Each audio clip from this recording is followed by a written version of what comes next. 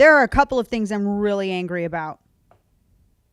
One of those is everybody feigning shock at the conversation. I think that, and I'm going to say two things because I have two things where Trump needs to improve. Joe Biden needs to figure out how to answer questions, because that exchange that we just played for you, that was right after Chris Wallace asked Joe Biden about his nominees. Who would he have selected for the Supreme Court? And Joe Biden wouldn't answer.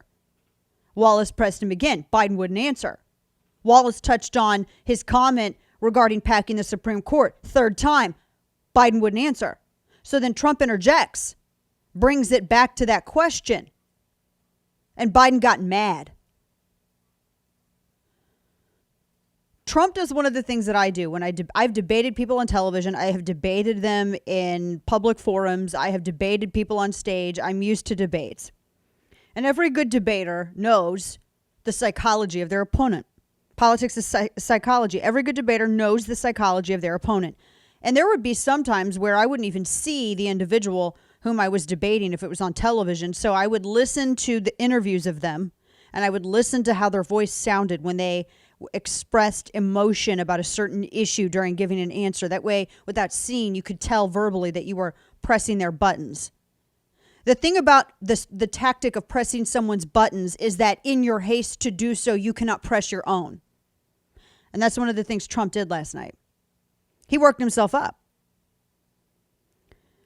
So coming out, first things first, I think that we were all the loser. I think Amy Coney Barrett was the winner.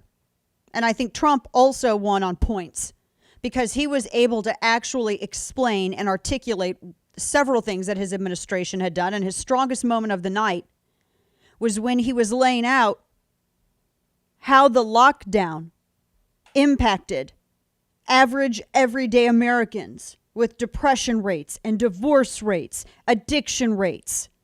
That was the most powerful moment that he had in the debate last night.